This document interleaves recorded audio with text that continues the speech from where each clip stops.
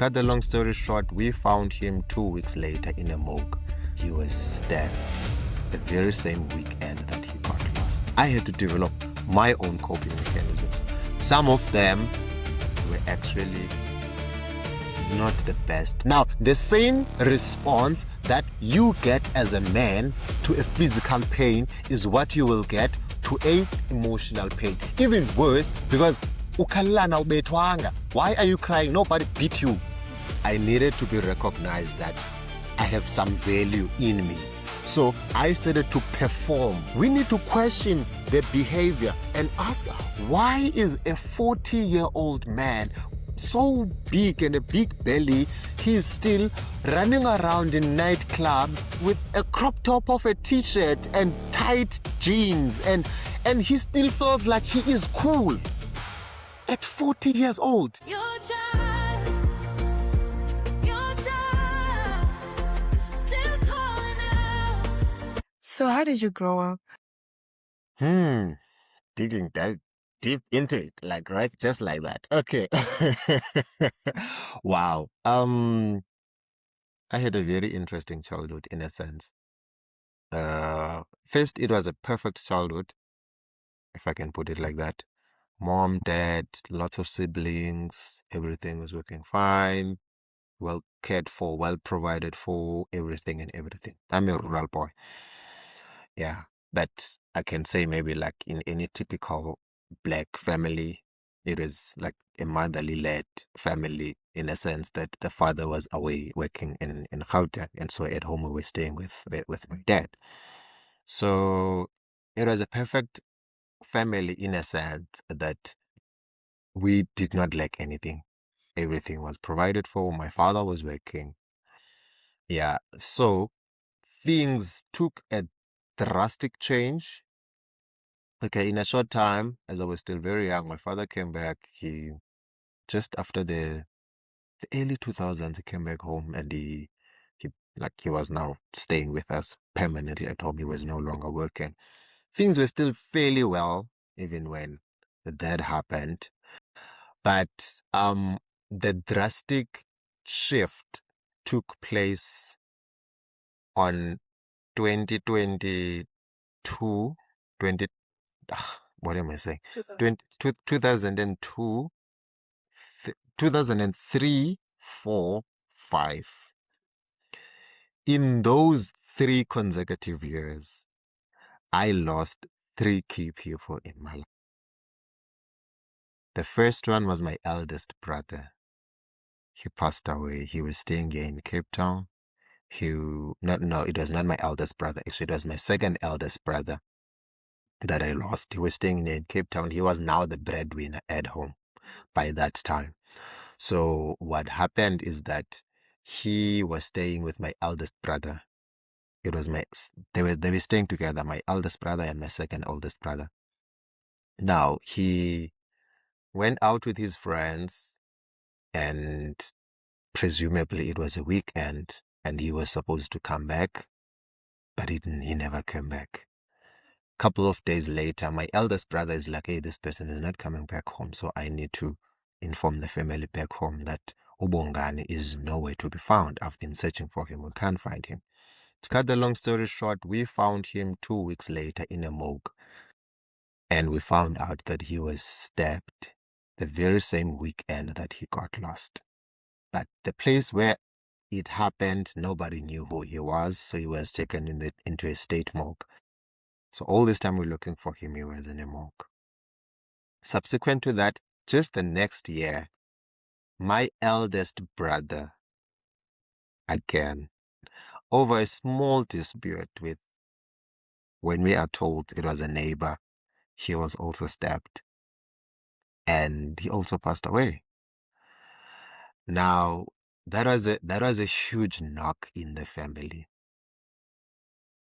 As if that was not enough, 2005, I lost my mother as well. What happened with her, like, it's very strange that all these things are accidents. So what happened with her is that she was going to town I mean, in rural areas, we usually take the cabs, like not the cabs, ibaki to town. For some reason, she was given a hike by a bus, which is something that is strange on its own. So when we are told what happened is that she walked out of a moving bus for some reason. Nobody knows why, but she walked out of a moving bus, and then you know those rails like next to the road, the rail protectors. Then she knocked herself in one of those, and then that was the end. Now we were a family of 7 siblings from the same mother and the same father. So we were now a family of 5, and then with only just our father. Look, that threw the whole family into a turmoil. I'm not gonna lie, it was a chaos because we were still processing the emotions of the first event. The second one happened, and then from the second one, and then the third one happened, and then it's almost like everything just changed in a very short space of time. Now, if I can just be honest, okay, that was very traumatic, but I'm a very strange person in a sense that I I accept things very quickly. It doesn't matter what it is, it doesn't matter how traumatic, it doesn't matter. It's how I cope with stuff. But what became even more traumatic after that experience, number one, we had like now no source of income at home. So my little sister, the youngest at home, came to live with my oldest sister here in Cape Town. So I was left at home with my dad. And then it was just the two of us, me and my dad, that were staying at home. The most traumatic thing to watch was to watch my dad giving up in life. Now, it was almost like I have lost both parents while the other one was still alive. Because he was there just by the body, but emotionally, he was not there. I wished I could have had, because it was a moment of grieving for me as well. Like I needed to make sense of everything that was happening, and therefore I needed to speak with someone about what was happening. I needed to offload some of my emotions that even myself at that point in time I did not even understand. But there was just no one for me to process those emotions with. So, okay, I had to develop my own coping mechanisms. Some of them, as I grow up and I become older, I get to realize that those were actually not the best coping mechanisms that I could have developed. But unfortunately, I was developing them on my own. There was no one that was helping me. So at that point in time, it was the best that I could be to survive the circumstances that I was living in at that point in time. Just because like what I just said right now, that um it was the best of what I could do at that point in time because of the circumstances. Yeah. Going back to that thing of your own friendships. You start to cultivate your own relationships, be it with older people within the community, like mothers and fathers or grandfathers, be it with your peers, whoever it is that you feel that person can be an emotional safe space for you. You understand? And then what happens is that because when you keep a story inside for so long and it remains unexpressed, it's at the shortest glance of emotional safety, you want to offload. You want to talk about it. You want to tell someone about it. You understand? But then you learn later that because you first of all, you don't know how a safe environment looks like. Therefore, if someone is willing to lend an ear for maybe like 5 minutes, then you think that is an emotionally safe space, and then you start offloading.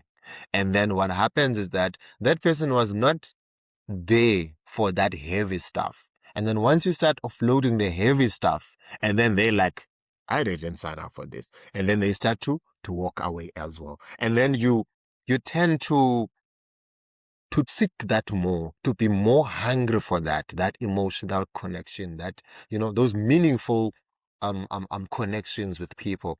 But sometimes you realize that they're just not there, right? I remember when that started to happen, my dad was there, but now that I'm old, I got to understand him more.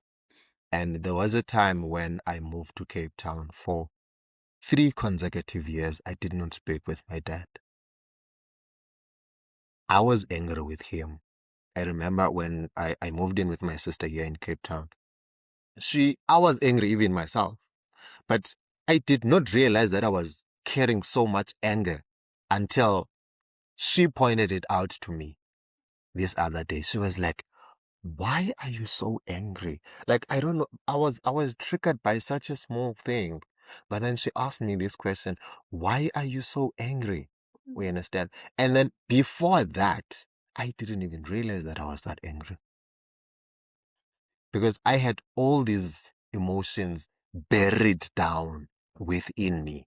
And up to that point, maybe 10 years, or not 10 years, from 2005 to 2011, that's like 6 years of not getting the chance to grieve, not getting a chance to express your emotions, not getting a chance to deal with the psychological traumas that I have experienced.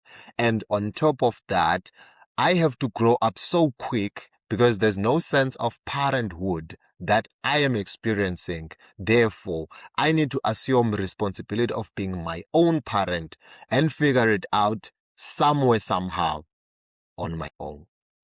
So it was only in 2011 that she pointed it out that I'm so angry. And how old were you then? 2011, I think I was 19.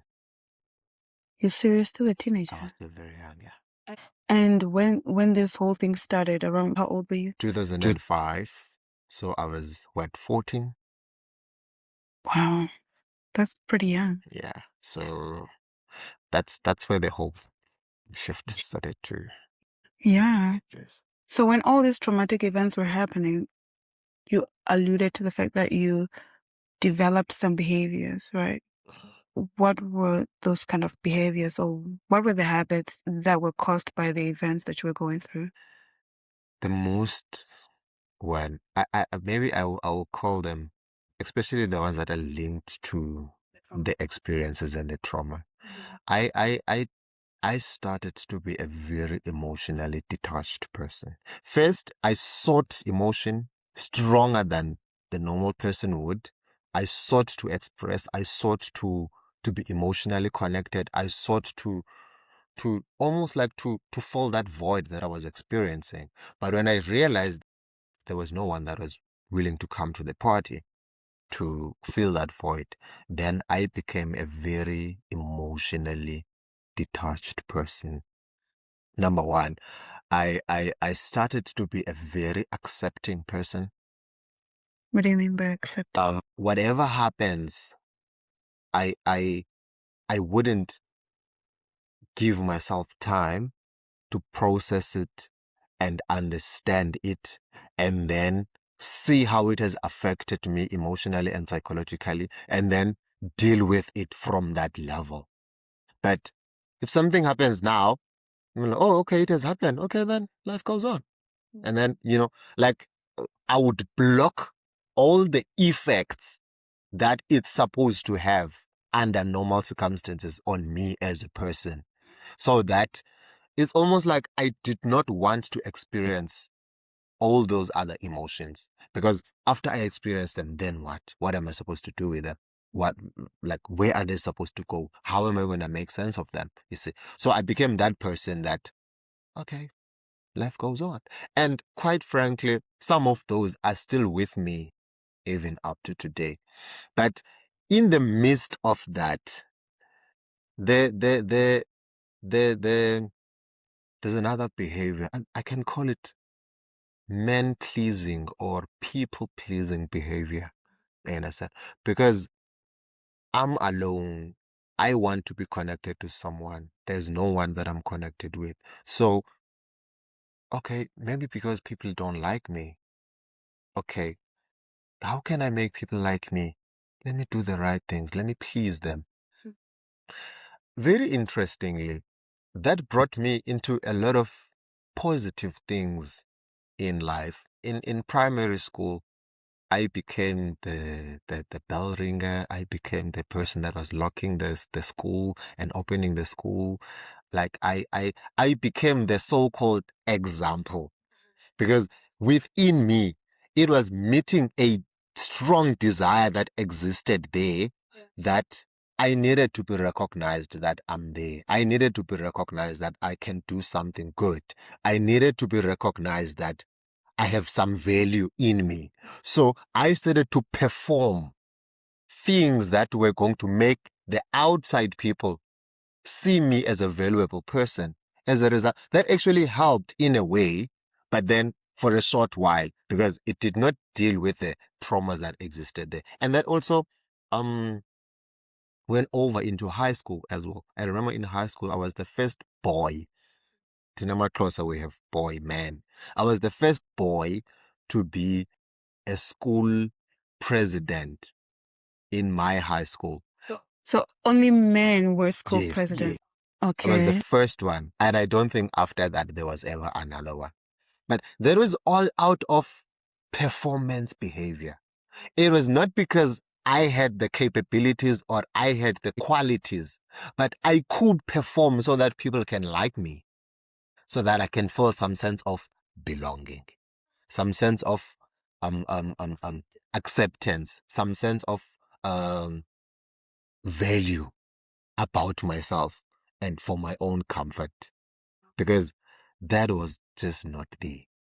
Now, of course, everything that is a coping mechanism, there comes a time where it can work for you up to so far. Yeah.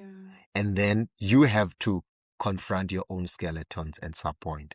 Now, the other thing that I developed a skill of writing. Yeah, journaling became my best friend at a very young age. It became my best friend. So what I would do when I'm experiencing whatever emotions that I would be experiencing, then I would just write about it. I would just explicitly how I feel. I would put it into paper. I would write, let it all off. And then I would just, after writing it down, then I would put it away. Then after I put it away, couple of minutes later, 30 minutes, or maybe the next day, depending on how long it took for me to calm down, then I would go back and read it. Interesting enough, my own writings would make me cry, as if I'm reading someone else's story. And then that again fueled that detachment from, because it's almost like when I let it off me, then for me I feel or I think I have dealt with it.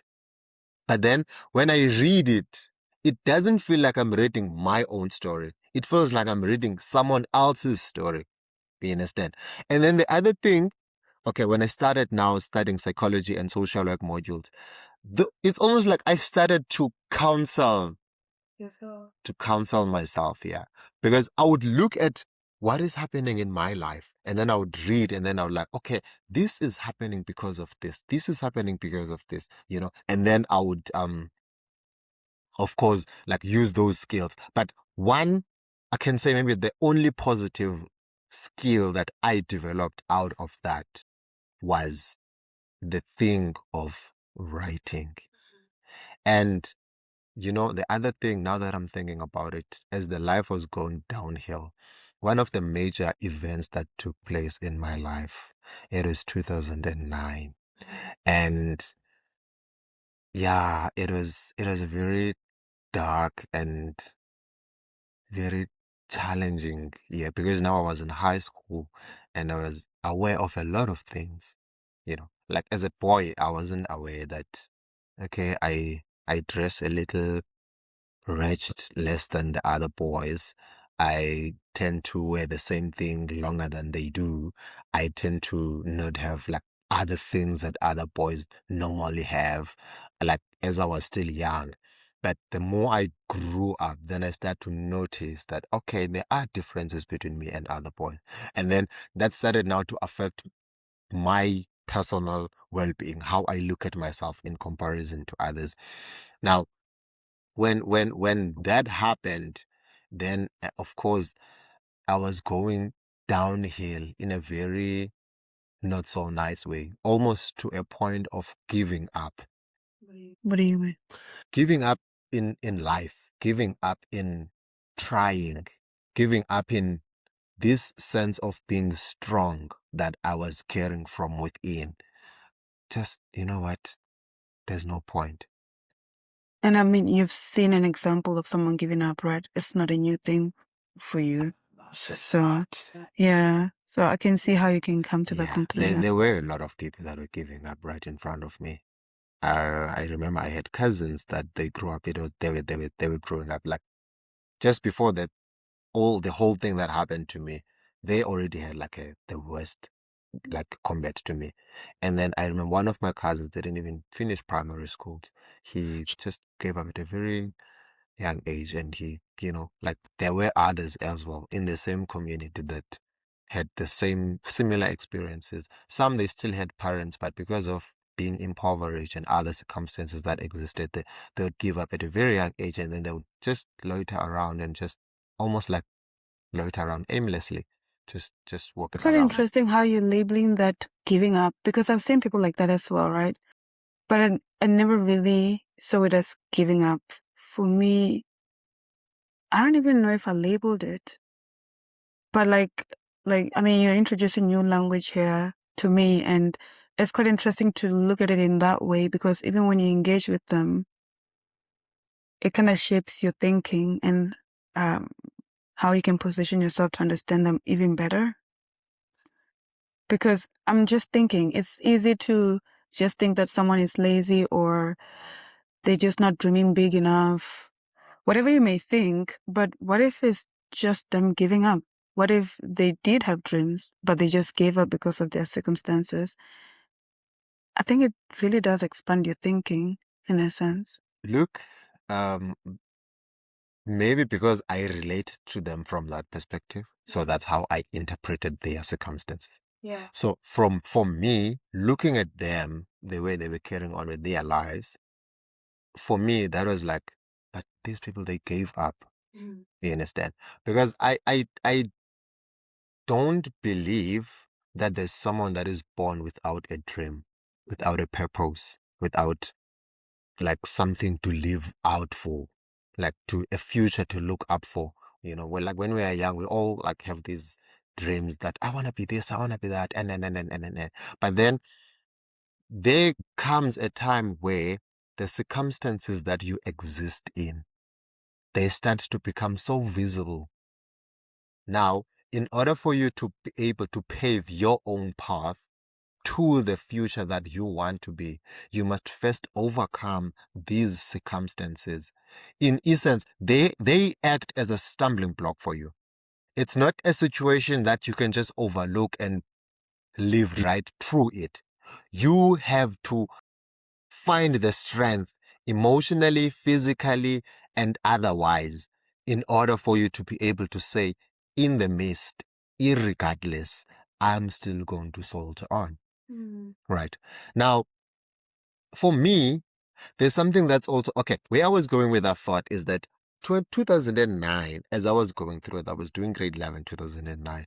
Something very um meaningful happened, and I think that is actually when I started this habit of writing. I I met Jesus 2009 in a very interesting way. Now, I grew up in rural areas where there was no church of born again believers. Yeah. It was just like your normal, we call them mainline churches. It was only mainline churches, right? So there was no church that was preaching salvation as I have come to know it currently. Now, I remember this other day I was just walking to church, like, and then a thought came to me: you have to be born again. Out of nowhere. No one has, that was like a new language for me. No one has ever talked to me about that. Completely out of the blue, the thought came to me.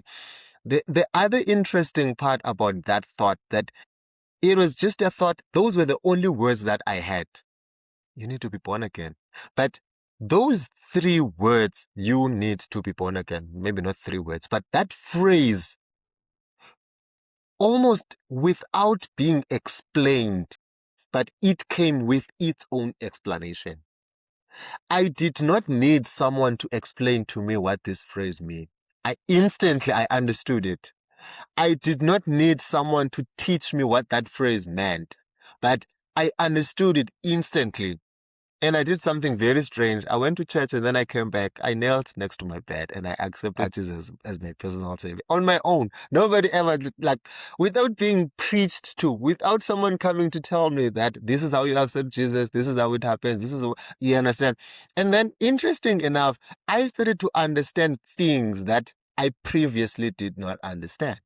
I started to think thoughts that were against what I had before. Like, for example, my view on ancestral worship, my view on like girlfriends and fornication and all these other things. Like, without anyone ever telling me, without me even reading it from a book, but these awarenesses, they started to come into mind, interestingly so. And then that is when the habit of writing my thoughts, of writing my feelings and my emotions came about. And it almost became like a positive turning point in my life in a way.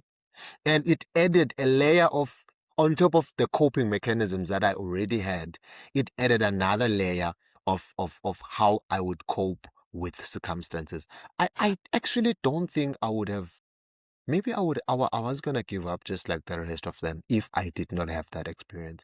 Because now that I'm thinking about it, I was at the verge of at the edge of actually going there, to that point where I'm like, you know what? Why am I even living? What is the point of all this? I understand. And then that happened. And then it almost like became like a turnaround in my life. Peterson. Then by writing and doing all that, then I started to learn a lot about myself. That is where now the issue of becoming, not necessarily an issue, but that is where becoming self-aware started from. Because I was processing my emotions on my own by myself. Wow. Did you ever seek help from anyone else during that time? You actually mentioned that there was a time that you started chasing emotional. Emotional validation. I was chasing emotional connections. Yes. How did you do that? And what was it that made you feel like, okay, no, it's not working? Okay. Lots of people, like it's a integrated community. Like, there's many boys your age, so you are all friends together, you know. But for me, I would lean more to those that I felt like they were an emotional safety for me. They were an emotional comfort for me, right? I would lean more to those that I felt like they were not very much aggressive towards me. They were not like people that would nurture me almost in a motherly way. We understand, but not necessarily from a woman, but that sense of being babied and being, like, taken with gloved hands, and not just being pushed as the man that I'm supposed to be. You understand? So I would lean more to those people that would criticize me less, people that would show more empathy to me, people that would show more care and, like, sense of emotional connection. I would lean more into that. You understand? As a result, I had a very this thing still fascinates me even up to today. Like, I think that was like my first girlfriend that I had. Now, it was the first meaningful connection that I felt with a human being. Wow. And I felt like, oh, this is gonna last forever. She's my wife. But oh boy, it ended in it made me a worse emotional wreck. Because a couple of days after that, there was a guy that came from Job.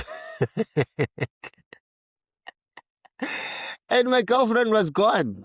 Oh no. And the worst part, these people are walking up and down. The shop is this side, so they're walking up and down from the shop. That like they're just doing something like they're parading right in front of me.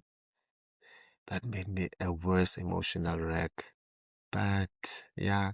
So what I'm trying to say is that I would lean more towards those situations or environments or people that felt emotionally safe and allowed me to be vulnerable with them. Because I still wanted to express what I was feeling, even though I did not understand what it was. You see? But then, yeah, unfortunately, it was never really expressed the way that I never really got to deal with all those traumas at that particular time. Was your ex-girlfriend the first connection that you had that made you feel like you could never feel safe around anyone? Not the first person, but I think the first person was my dad. That made me felt like I cannot be safe around people. Not necessarily I cannot be safe, but I cannot make meaningful connections with people. Because remember, our parents, okay, maybe let me say, like the old school parents, they have a notion where abazali bethu, they don't speak with children out of the blue. They don't have meaningful conversation with children. The only time that an elder will speak to a child, it's when that child has done something wrong. And that boy is, especially like more with boy children, because I feel like mothers and daughters, they have like those conversations. They have a soft spot of like within themselves and among themselves, to the extent that they do have those meaningful conversations and those talks that are necessary for that emotional connection to develop. Also, I think it's also fueled by the idea that men are supposed to be strong, they're supposed to be masculine, they're supposed to, they're not supposed to show tears and whatnot and whatnot. So fathers on our side, they never really gave us that safe environment where we could have the conversations with them. And remember, I would try to like to have these conversations with my dad, because like for example, I when I grew up, my grandparents were late already. So I didn't know my grandparents. I never met them. So I would like randomly ask my father, like, how are my grandparents like? And then he would look at me so weird, like I just did something that is unthinkable. Like, no, why are you asking me that? They were fine. And then it just ends there. Like, so that lack of connection, that lack of meaningful conversations, the only time he will speak to me longer than 5 minutes or 10 minutes is when I have done something wrong and he's reprimanding me. That's the only voice that I know from my father. Besides that, not even my father, even other fathers in the community. Even when we're sitting at home, it's elders are speaking, you must keep quiet. The only thing you can do is just listen. You don't participate in those conversations. They're not for you to participate in. So that was your first experience of unsafety. That was my first experience. And then what happens to your other friends that you tried to connect with that you thought were safe? How did that end, if that happened at all? Look, we were all immature. Yeah. I was looking for something greater than what they could provide. True. They did not have the capability. You understand? And there was not that consistently. One boy is your friend today, tomorrow you fight and something happens, life goes on. It was that roller coaster. So there wasn't that consistently. When something happens, I find it so meaningful and I feel so connected to that boy today. The next day, I come back with the same notion that we're going to take off from where we left off yesterday. He's not there. He's somewhere else. You understand? And then I get a shock. I'm like, but we were here yesterday. Like, we connected so nice and we were like friends yesterday and I felt so safe around you. But today, you are not that same person that I left yesterday. Actually, you are my enemy. The one that was my enemy yesterday, all of a sudden is my friend. So, like it became like that type of a roller coaster. Because I mean, when you're chilling as boys and you're roasting each other in a corner, you're just having those boilish conversations, or you're playing whatever it is that you're playing, you're not gonna be in the same team as you were yesterday, the next day. The teams, they fluctuate each and every day. So there isn't any consistency of emotional support or emotional connection that you can build at that level. Yeah. But with a girlfriend, oh, that one was very. Yeah. I think it was, yeah. Have you healed? I think so. I think so. Maybe because of what I have done for myself later in my adulthood years. Yeah, I can say, yeah, I have healed, because I took it upon myself to go for proper therapy and counseling and whatnot and whatnot. But yeah, that's way at the end.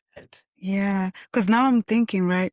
You said that your sister told you that you're just an angry person, or you're so angry. Yeah. Was that before or after the experience with the girlfriend? That was after. The experience of the girlfriends happened in that 6 years I spent at home, and I was staying with my dad, and it was just me and him. That was the most traumatic years, in a sense that I needed him. He was there, but he was not there. I could see him face to face, but there was absolutely no connection that existed between us. You see, so the girlfriend also happened at that at that time. So it added on top of what was already happening, and it made things even worse. Even worse, yeah. So now, like, looking back at maybe your sister's comment, when you look back, how do you think you were relating to others? Because there was a time that you were performing, that you were people pleasing and stuff, but you also mentioned that you were angry. I just want to see maybe how your personality or character changed over time, or maybe changed based on the situation you were in. How did you navigate that? Look, mostly, I think, now that I'm thinking about it, it was always about, what can I bring into this environment, or to this group of people, or for this individual, for that matter, that can make them like me, and for them to feel like I'm a worthy person to be around. So it was a sense of performative being good. Strange enough, it could have been performative of being bad, in a sense that, as men, we are told you must be strong, you must be this, you must be that, and.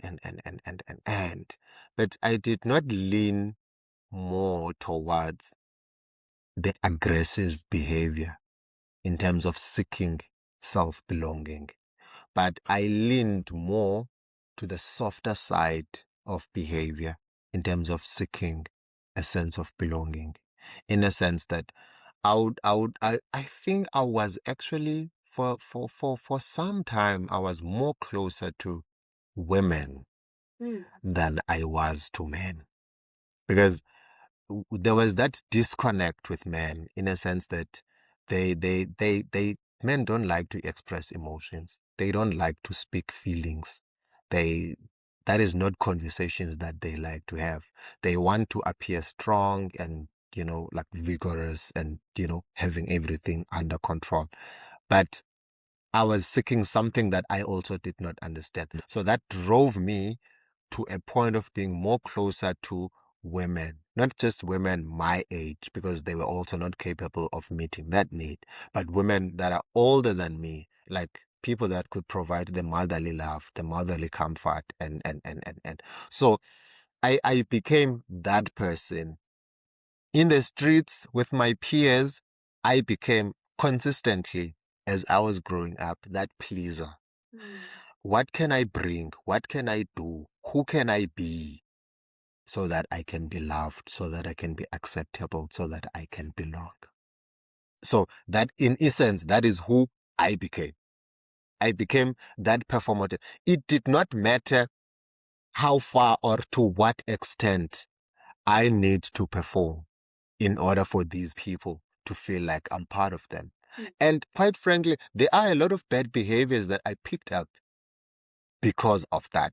You understand? Because when you meet a bunch of boys, they speak nonsense all the time. They do nonsense all the time. And you feel like you are part of them. Okay, the one that's going to get praises the more is the one that's going to do bigger nonsense than the others. That's going to, that's going to speak a bigger nonsense than the others. So in order for you to be like the boss of the group, you must perform something that is going to be very much more impressive than what the other guy have done, so that they can be like, I know, Dale, I know, Dale. Like you get that status of, yeah, you are something, you are someone, but all that is coming from a performative nature. It's not coming from, I don't think up to maybe 2013 I've ever stood and asked myself a question of, who am I? Like really, really, really, like whereby I'm like, okay, there is this performative Ayanda that everybody have grown to know. There is this self and people-pleasing Ayanda that people have grown to know. But really, really, really, really, really, who am I? And that was a very unsafe space for me to dig into, because it meant that if I have to confront the reality of who I am, I have to confront all the skeletons that I've buried inside me with that performative nature. So for me, it was easy to be the performative guy. And it was easy for me to perform in order to belong. It was easy to do. I know what people want me to do in order for me to belong to that group. And I guess maybe it's because I'm also intelligent enough to be able to assess, like, like find my way through like situations and circumstances. So that assisted in terms of me being able to navigate my spaces and my environments successfully. But the fact that I was able to survive for that long, it does not mean I was living. I was merely just surviving. Interesting. In what circumstances does the mask fall off? Because my assumption is that if you're lashing out of anger, right, that's not performative. The mask is off. Absolutely. But then it's your sister who told you that. Yes. So it seems like it's at home, but where else does it fall off? Where you feel like I cannot perform anymore? And how did that affect you when it happened? Actually, I think it only happened at home. Interesting. That the mic would fall off. Because there was a sense of safety at home. There was a sense of being accepted without having to do anything. There wasn't a sense of having to prove that I'm worthy of your love. I'm worthy of your attention. Therefore, with you people, which is now at home, I don't have to bring some sense of performative or some sense of trying to do something extraordinary in order for me to feel like I belong here. You understand? Equally the same, the home environment becomes the one environment that triggers you the most, because you're not gonna, after you've had a misunderstanding or you've done something wrong and you've been reprimanded, you're not gonna be able to say, okay, let me contain myself just for these hours, because after this, I'm gonna go to my safe space and I'm gonna forget about you. At home, when it happens, these people, it's gonna happen and you're gonna have to spend the day here. You're gonna have to sleep here. Everything is gonna have to happen here. Then at some point, they're going to push you to that point where you're like, you know what, this performative nature can fall, whatever comes may. And you lash out, your true feelings and emotions that are buried, they start to come out, you understand? And then people start to notice, hang on, where's that nice Ayana that we already know? Where is this one coming from? We understand? And then once that starts, it's almost like it becomes something that happens quite more often, because you have this sense of, I think maybe it's a sense of belonging, if I can put it like that. Because once you feel like you belong somewhere, then you don't see the need to. It's almost like you can let down your bars, your protective bars, and then you can show your true self. But then you don't even know this true self that is going to come out. So it comes out even in ways that shock you yourself. Because and like when you don't know who you are or what is happening with you, it takes the next person to notice and actually tell you that, do you realize that you are like this? Do you realize that this is the type of person that you are? And then after that person points it out at you. Now, there was something that was very interesting at that point in time.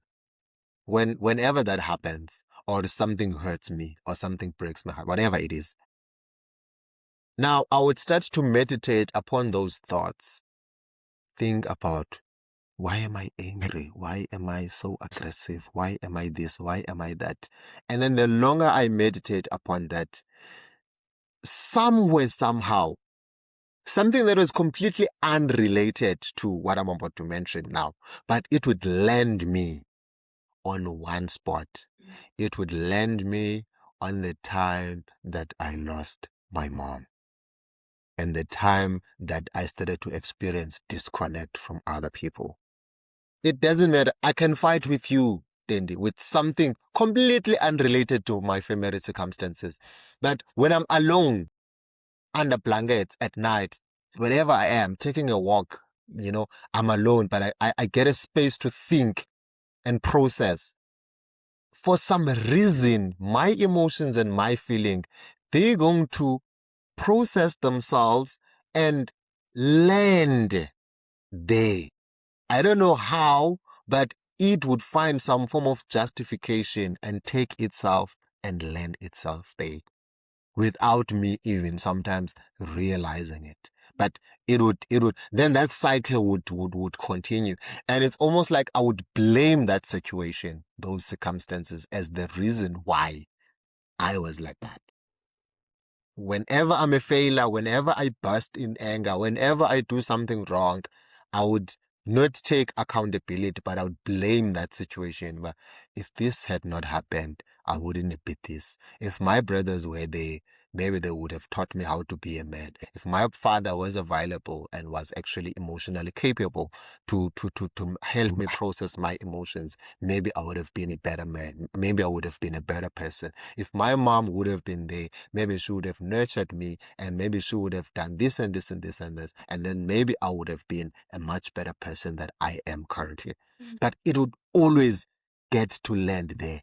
It doesn't matter what is the reason. Yeah, that's very powerful. Because I can see how that is justifiable in a sense, right? Because you mentioned that initially you were a family of 7 with both parents. Yeah. So it was like a really good community, right? And then when the others passed, everything disappeared. Absolutely. You didn't even have even one sibling with you because it was only you and your dad. So it's like from all these other 6 siblings to just you yourself as the only child with only your dad. So even taking it a step further, from having both parents to having no parent.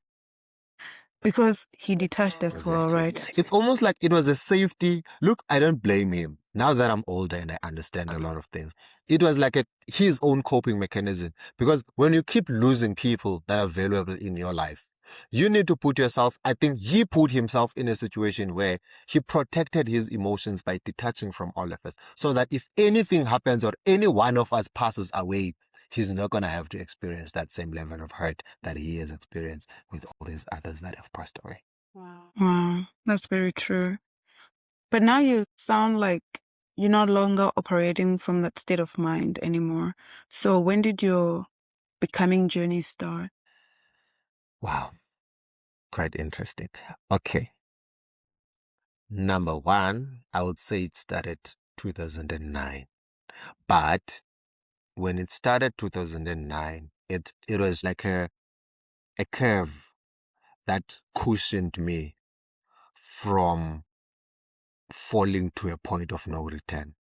It did not end everything, but it was that point where I was cushioned so that I can be able to still keep going. But then 2011 to 2010 I did my matric. 2011 I came to Cape Town, and then 2012 I started studying. I think the greatest of changes started 2012 when I started studying. Actually, it was 2012 when I started studying, and I remember it was Miss Dykes. She was still Miss Dykes. She's Dr. Dykes now. She made us write an essay in our first module in social work, and the title of the essay that she made us to write was "Who Am I?" And that essay became the turning point of my life. Is that where you started processing everything? Yes, because remember these revelations that my sister kept bringing, like, alive in me about me. When I said whenever, like, because I was staying with my sister and her husband and their children. Now, whenever all these things were happening while I stay with her, you understand, she did not understand as well what was happening with me, but she kept on asking me these questions about myself. And then when she asked me these questions about myself, I don't have an answer, but it sticks with me. You understand? I know myself as the most calm and loving person. How come she's saying I'm angry? You know, when one of the Usomila, one, like her daughter, does something, I respond with such aggression and such vigor, and then she would ask me, "Why are you so aggressive?" You understand? Like when something happens and, like, the level of anger is not is not equivalent in terms of proportion to what has actually happened, but it's just beyond, you understand? And then when she starts to point all these things at me, nothing made me sit down and actually ask myself a question: who am I? What is happening with me? Why am I doing all these things? Until that essay that I wrote. I remember in the middle of writing that essay, I was confronted with so many things about myself that maybe more than 2 times or 3 times I would break down while in the middle of writing it, and I would just leave it, and I would come back to it some other time, and then still the same thing happened, because I I I I, I could not run away from what I've been running away from all these years. I felt that I needed to take away all these coping mechanisms that I have used to mask up myself. Now I have to do this with a piece of paper. But in the same process, I'm realizing so many things about myself. So that is when I started to realize that actually it doesn't matter what has happened in my life. I always take it back and blame that situation. And then I ask myself, why is that? Why do I blame that situation for that? And then that is when the turning point started. And then I started to study psychology. I studied brain and behavior. I studied child development. And, like, I started now to make meaningful connections. I remember I met my friends, that the guys that I still call my friends right now. Maybe I can mention them. Urama, Mike. I actually met you through. Yes, you met me through Urama.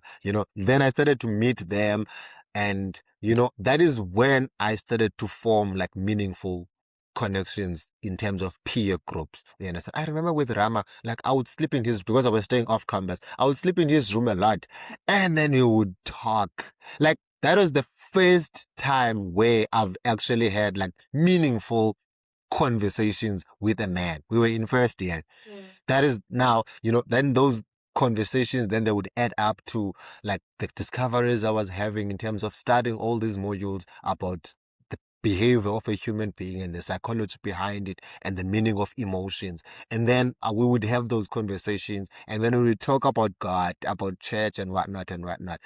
So that is now like when the shift and the change started to take place. And then that is now the time also that I started to realize why my dad acted the way that he did. And then the anger that I had towards him. I remember that time I did actually not go home for those 3 years that I was not speaking to my dad. I did not call him. I did not text him. I did not go home. I didn't even realize that I was that angry with him. Now, Wow. when all that started to fall off and I was starting to get into those realizations, for me to pick up the phone and call my dad, it would take me more than 3 days Wow. to master the emotions, to master the courage and the strength to actually pick up the phone and dial and say hello to my dad. Because there was so much fragmentation, there was so much detachment, we understand, and knowing also that even if I can have a sit down with him and explain to him how he reacted to the situation broke me because of his the age group between me and him and his socializing, how he grew up and how he understands things. He was never going to be able to grasp what I was going to be telling him. So I had to work on myself, to heal myself, and to rebuild that relationship myself. I had to forgive without receiving sorry. It was not easy. It took years. Years. I had to practice all the time when I have to call him. I had to struggle. I would sit for hours. I'd look at the phone. It was so difficult. It was an emotionally taxing moment just to pick up the phone and talk to him. I can imagine, right? Because now you have to confront the person within. Because blaming is like just dumping it on other people. But when you start taking accountability, it's now confronting the person within. Would you say that what helped you to get to a position of forgiveness was revelation or like knowledge and information? I can say all those combined. Yes. Because number one, the revelations that came to me from writing that essay, Yes. they strike me like a lot. Number one. Number two, the revelations that my sister kept on bringing to me gradually about myself, they were adding all to something. The studying of all these modules about psychology and social work, about behavior and how a person is, they were all those combined, they added up and they were working together to create in me a new person. And maybe to add on top of that, spiritual learning and spiritual teaching and prayer, they also played a vital role because one of the things that like your spiritual life does, you cannot have a spiritual life without having to confront your inner self. It's impossible. Now, that the spiritual life, making sense of who I am in relationship to God, and then making sense of who I am in relationship to myself through psychology and social work, and then making sense of who I am in relationship to people by the relationships now that I was forming, that were cultivated by honesty, that were cultivated by openness and truthfulness. So all those were now starting to almost create a new person within me. You understand? So I cannot say it was like a flip of a finger that I changed from this into that, but it was a gradual process where I had to unlearn, I had to relearn. Sometimes I would relapse. I had to come back again, pick myself out. I have to learn, unlearn, and, continue the process until such time that I am comfortable with being myself. There was a time where I could not talk about all these things that I just talked about without shedding a tear. I would break down. I'd probably have to stop in the middle of it because I cannot go on anymore. They carry so much emotional weight. But as time goes on, then they started to lose the strength. They started to lose the grip. And then the ultimate part was there is another event that took place in my life in the most recent years. Then it forced me to go to therapy. And then when I went to therapy, then there's other things that those blind spots that we talked about at the beginning, it made me realize that even though I think that I have mastered this and this and that, but I still have blind spots. So it's almost like that was, of course, as a human being, you never reach a stage of completeness. You're always learning and developing. You know? But it was almost like a point that brought me a lot more closer to myself. You understand? But there's another element into it that I would like to bring into this story. You know, being a man, I feel like a lot of things. I would be very interested to have this conversation with my sisters actually, because I don't think they have experienced everything the way that I have. They experienced things completely different from the way that I did. But because I was socialized to always be strong, I was socialized to always be the one chest out, arms out, you know, like indoda ikhali. You understand that ifela ngaphakathi, like all those stuff. That means like a man doesn't cry, like you only cry from within, you know, like all those things. And taking all that, and when I arrived in Cape Town and then I joined a church, the other thing is that and then this whole men leadership, men are supposed to lead and women are supposed to follow and all those types of things, you understand? And then you realize that as a man, you are always confronted by being put in a position of being strong and being in control. It's almost like it takes away that desire for you to be vulnerable. It takes away that desire for you to be honest and to be known for who you truly are. Because you almost feel like if I would make these people aware that as much as we are being taught as these bunch of men that we must be strong and we must be masculine, we must be all this and all that, but there's another element in me that is emotional. There's another element in me that is psychologically vulnerable. That is this and that is that. Then it's almost like if I do that, then I will appear to this audience that is socialized this way as a weak man. Now, in order for me to sustain my strong masculine nature as a man and to sustain my leadership role, I must always show myself as strong. I don't want to lie, both in a personal level and in a spiritual level. You suffer because of that. Yeah, like that's really tough. You know, we do speak about toxic masculinity and stuff like that. And it's as if like men are just choosing not to show up the way they want to. But I do definitely overlook all the other situational things like what is the environment we're creating for this man? Yes, we're saying they should cry, but what happens when they do cry? What do we do when they cry? Because then we end up mocking them, right? Absolutely. Absolutely. Even our mothers, when we come back from school, I come back from school and my sister comes back from school. When I come back dirty and all this and all that, she's not gonna like soften me. Why are you? The first thing she's gonna do is like she's gonna like fall on me. You know, I might even get a beating.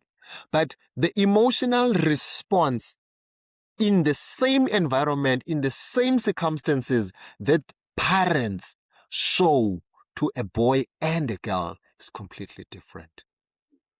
That is so true. For a boy, you are always socialized, even if something bad happens and it hurts you. When your parents, either your mother or your father, or even your older siblings, they're trying to comfort you, they're going to say, "Qina and uzoba indoda." You understand? That's how they comfort you. They're not allowing you a space to express your emotions. They are actually even invalidating your emotions and your feeling. For them, how you will interpret it is that if I keep on crying because it hurts, it means andiqinanga, that means andiyiyo indoda. So in order for me to show that ndiqinile and ndiyindoda, I must stop crying. I must suck it up. And even if it's painful, I must wipe my tears off and act as if it's not painful, yet it's painful. Do you think that actually translates to how some men end up invalidating other people, more especially their women? Definitely. Because that does not only happen. Now, I just made that example with the physical pain. Now, people don't only experience physical pain. The most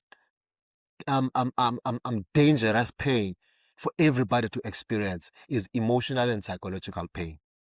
Now, the same response that you get as a man to a physical pain is what you will get to a emotional pain. Even worse, because ukhalana ubethwanga. Why are you crying? Nobody beat you.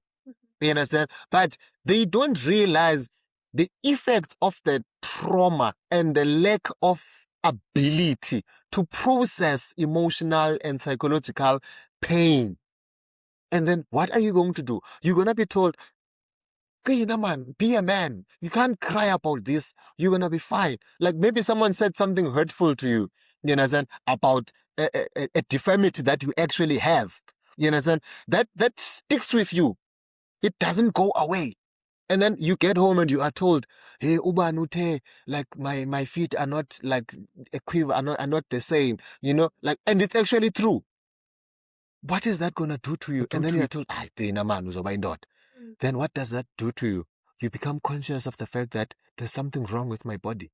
Nobody actually helps you to deal with that. And then it translates to, what is the other way that I can be able to express my emotions?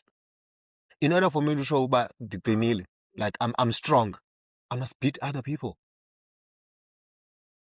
And oyena uqinileyo ngulo uboyisa bonke, which means the one that is strongest or toughest is the one that can beat all the other boys. And that actually happens as we grow up as boys. Uyathelekiswa. Uthelekiswa means I didn't have any quarrel with you. We didn't have any disagreement or whatnot, but they will just make us fight. Yeah, like, okay, did you guys do the same thing where like, oh my gosh, that was so wild. We did. So that's how boys are socialized. You understand? And then there is no room to express and process feelings and emotions or to even make sense of them. And then you grow up. The only way you know to solve problems is through a fist or a stick. That you grow up, you become a man, and then you get to a point where you want to have children, you want to have a wife. You have never actually unlearned those behaviors. You still carry them with you. Then what's going to happen? Marriage and relationships are the most triggering space you can find yourself into. Now, that man is going to be triggered by that girlfriend, or maybe by a child that he brings to this world before he actually gets a chance to deal with himself from within. And then, without dealing with that, what is he going to do? How is he going to respond? The only way he knows. And then it continues with the cycle. Exactly. For all we know, we have got 60% of men that cannot process emotions. They end up perpetuating domestic violence. Yeah. So it's not just something that just is born out of nowhere. Every behavior was birthed by a trauma that has never healed. But for some people, they never get to confront themselves. Maybe because we don't all get a chance to learn and sit in spaces. The other issue that we have as men is lack of role models. We don't have role models as men. We don't have. I even remember myself growing up. The only people that we saw as role models were those guys that had the most number of women. I hate that so much, right? It's terrible. It's terrible, but it's the truth. And we True. always want to like, wow, Taban. When I'm old, I want to be like Taban. Utaban. He's got a nice smartphone. He dresses very nice. This weekend, it's that girl. That weekend is that girl. They're all so beautiful. And all as boys, when we are sitting in our corner as young boys, he passes by, or even without him passes by, when we're choosing our role models, why? Because and amahle, they are beautiful amachera. Those were the only role models that we have. Well, you want to be a taxi owner. Why? Because he's the strongest. He's got a gun.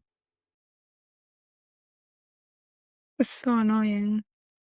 But apparently, that is the type of socializing that we experienced. And we never got a chance to have as systematically be put in a school or in a program or whatever that is going to take away all those learned behaviors and ideas and understandings about what it means to be a man, and then unlearn all those and then become better men for our now. Because now at the end of the day, we have reached a stage where we have to be fathers of our own household. We are at an age where we have to get married, we have to have kids, and we have to be taking over from the generation of our parents. Our parents are old now. They cannot live anymore. They cannot lead anymore. Who are the leaders of society? It's us. We have all these traumas. We have not dealt with them. Now what's going to happen? We're going to transfer them to our children. And the cycle continues again. And I think what makes it so difficult is that, like as a man, you respect other men, right? So the opinion of another man is more valuable than probably of a man when it comes to manhood and who men must be and all those things. So now when you all men are now rewarding each other for bad behavior, then it's hard to actually try to be different. And it ends up being a cultural thing where you're like, no, like us men, like men of this tribe or like men of this country or whatever, this is how we roll. It's quite hard, but like I like the fact that you're actually bringing these things to light, because if more men stand for something different, then a narrative can change and kids can aspire to do better. Absolutely. You know, I'm reminded of a conversation we had at the office. I was still working for the head office of social development back then. So we were having this conversation with one of the elder guys in the office. So we were talking about the initiation school for us as Xhosa guys. So the point that he was trying to drive across is that he does not see the point anymore. Why? Because these boys, they still come back, they beat their mothers, they unruly, they've got the worst behavior. It's almost like they got a license to become worse than they were once they become men. You understand? And he said he does not even understand why it's like that. You understand? And then I was saying to him, look, the problem is that we expect the initiation school to do or to be the magic stick of behavioral change. Yet we don't look at how has this been from the day this boy was born. How was he being socialized? What values was he being taught? What principles was he being taught? Intentionally so, by the men in his community. What role models were there for him to model what a man is supposed to look like? It's almost like going to school. You can't skip grade 1 up to grade 11 and then all of a sudden you are put into grade 12 and you are expected in a short year of studying grade 12 to learn everything that you were supposed to learn from grade 1 up to grade 12. It's impossible. You understand? So it's almost like we expect boys that go to the initiation school to learn everything about being a man and miraculously change their behavior in that 5 weeks, 6 weeks that they spend in the initiation school, and then they must come back, change people. It's impossible. Because that person has got patterns, has got habits, have got behaviors that are embedded into their character of how they grew up and the people that they kept on aspiring to. Then you can't change that over a period of just 4 weeks, 5 weeks, and then you expect that that person is gonna become someone completely different, which is completely different from a lady or a woman. As you grow up, I'm sure your mom, when you were growing up, many a times she said to you, "Don't do that. You're gonna be someone's wife one day. Don't behave like that. What type of a wife are you going to be if you do things like this? You can't be lazy. You can't sleep until that time. You can't do this and this and that, because that translates to being a bad woman. And when it translates to being a bad woman, it translates to being a bad wife in the future." Which is wrong in itself, because why are we being groomed to be someone else's wives, whereas they're not being groomed to be our husbands? The person that you are being groomed for is being allowed a free pass in so many things that he's not supposed to get a free pass on. Yet you are you are put through many hoops and whatnot in order for you to become the better version of a woman, so that in the future you can become a better woman. And that does not only happen in the society, that also happens in the church as well. In churches, women are taught to submit more than men are taught to love their wives. And die for them. Let's not forget the dying part. Exactly. Because that's what the Bible says. It says, love your wife as Jesus loved the church and even gave his life for the church. She is not supposed to submit to me because by virtue I'm a man. She is supposed to submit to me because she is so smitten by love. She has no other choice, but she just falls into it. She just melts into it because she's loved, she's safe, she's protected, she's provided for. And then she has no choice. I mean, how can you dispute such a person? How can you want to be on a standoff with such a person that loves you like that treats you like that? But then the problem is, one, men are not taught that, even in church. There's very few sermons in church where a man is taught how to love your woman, how to love your wife, how to take care of your wife. What are your as a person that has got the highest responsibility, which is to love? What does it mean? What are you supposed to do? But women are always hammered with the biggest of hammers and whoops and whips and whatever you can get to beat a woman down into submission. That's what they always going through. And men are we get away with a lot in our society. And then people don't understand when men's behavior is not transforming. The systems that are there, they are not built to transform a man, but they are built to perpetuate who he is already. And you can also see it in the shows that we watch, right? The music we listen to and things like that. It's almost like, I mean, there is good music out there. Yeah. But then some of this music that we listen to, women are being degraded. Objectified. Yes, we've seen it's objects and stuff. While men, are just being kings, like living their best lives. And kids see that and they like it. And that's all they know, because we were not knowing anything, right? We learn everything that we know. So that's what they get to learn, even in their formative stages. Uh-huh. And then that's what they expect when they go out there to the world. Every music video portrays exactly that. It can be hip-hop, it can be house, kwaito, whatever. If there's a music video that has women and men, particularly where a man is there, like the song belongs to a man, that's what he's going to do. He's going to get a bunch of women. All those bunch of women, they're going to stand around him half naked.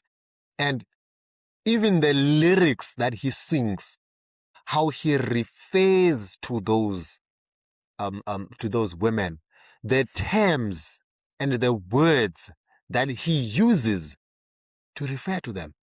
They are degrading and they are objectifying. And even the very essence of their presence in the music video is for them to showcase the only thing that men think it's there for a woman. It's there in a woman for them to take, their body. They will be featured there for only their body. They must showcase their bodies in the most sexiest, sexually provocative way, and it's making the music video attractive. No one ever questions and challenges that culture and say, why is it so? But it continues. And then it translates to social media. Now women start to objectify themselves because it's rewarded. Exactly, it's rewarded. And the greatest term of our generation is sex sells.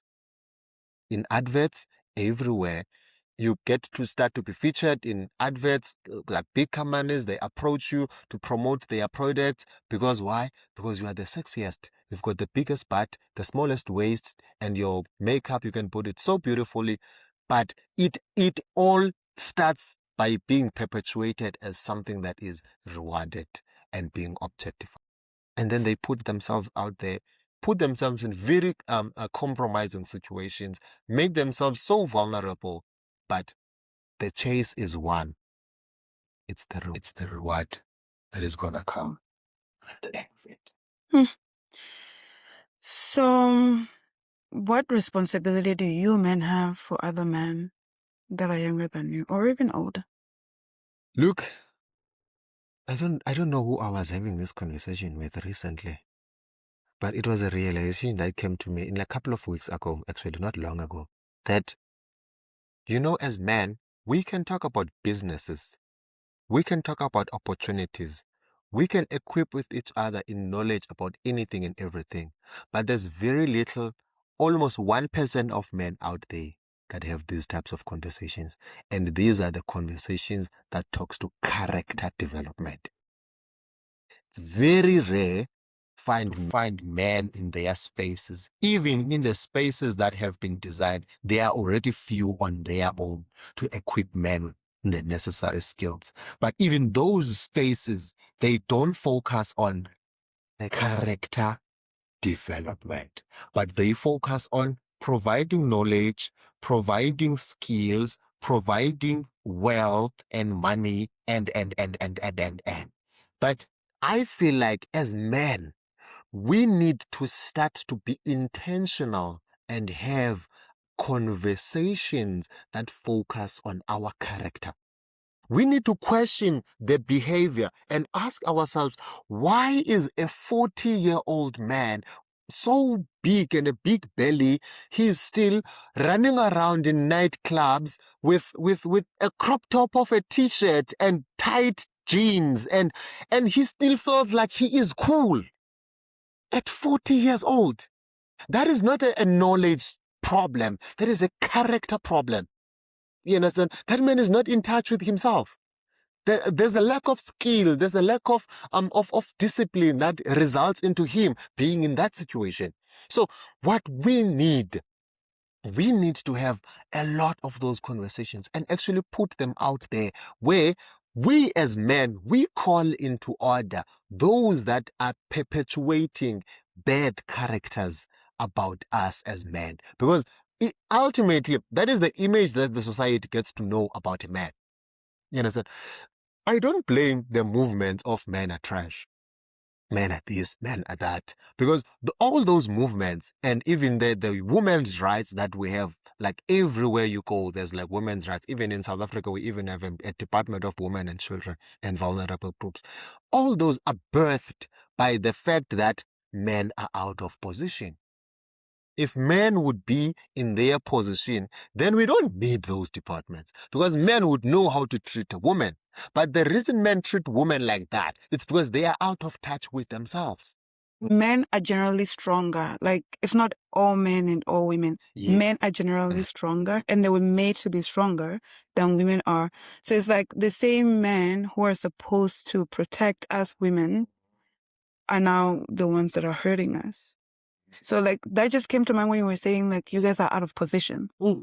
And it's really important that you get into position because then everything will be lined up. Then, now that we are out of position, then that gives birth to all the women's movements. Because the reason all these women's movements have been birthed and they are actually so alive and advocating for the rights and whatnot for women, it's because there is someone that is perpetuating wrong against women, and that someone happens to be a man. And the reason that man is perpetuating all of that is because he is out of touch with himself. The reason he is out of touch with himself is because there are principles and values that he was never taught. Right? So if now that results into bad character. Now, if we can focus on restoring character in men, teach men like meaningful resilience, meaningful patience, like all these meaningful traits that each person needs. Then we teach them those. Once we teach them those, we teach them how to express their anger without being aggressive. We teach them how to express their emotions. Actually, first of all, they need to be taught that expressing emotions is not wrong.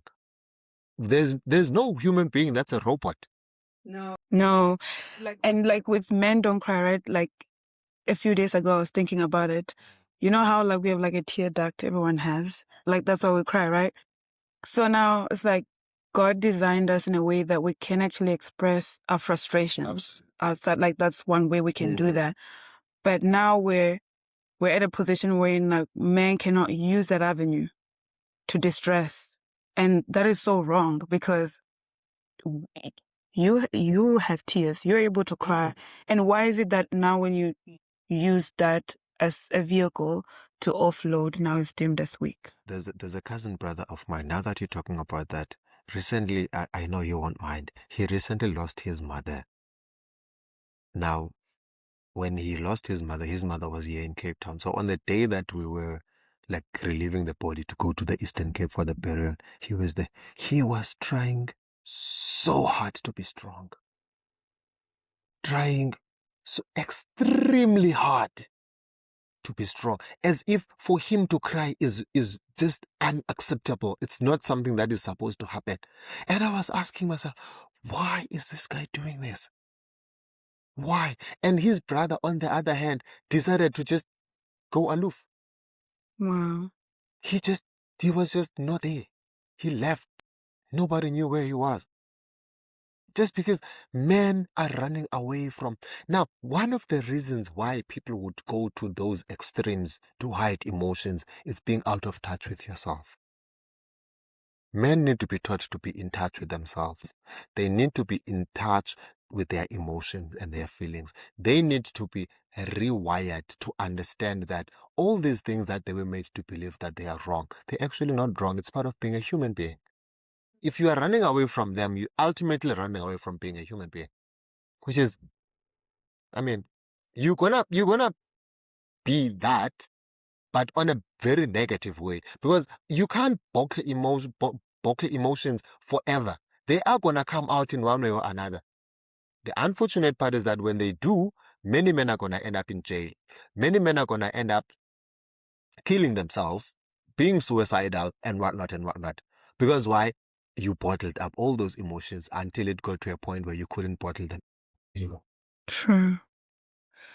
So what are the last words that you want to say to men out there?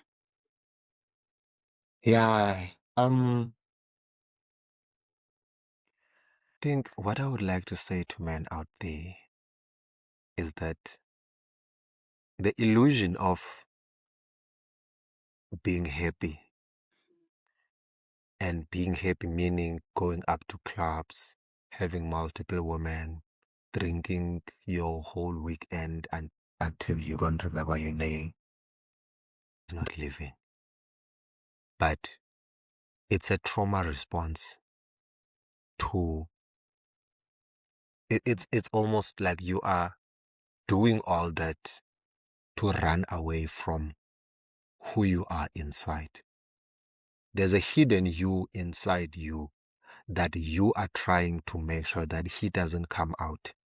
So in order for you to make sure that he stays hidden, you do all these performative things that are going to portray you as a happy human being.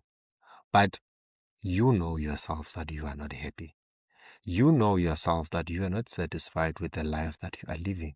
You know yourself that there is a void within you that you are trying to put down at every chance that you get. Stop and try to listen. Dig deeper, not from the outside, but from within. Try to learn yourself from within. Why are you the person that you are? Why do you understand things the way that you do? Why do you have these perceptions that you have? How did the social understanding or social view that you have, why did it become the way that it is? And then look more on the negative things that you believe about yourself and about life. Question them and challenge them. And the answer is there within you. That's all I want to say to men. And how can we women support you men as you dig deeper and transform? Women, do not be easy. Because by being easy, you are giving away your power and your sense of value.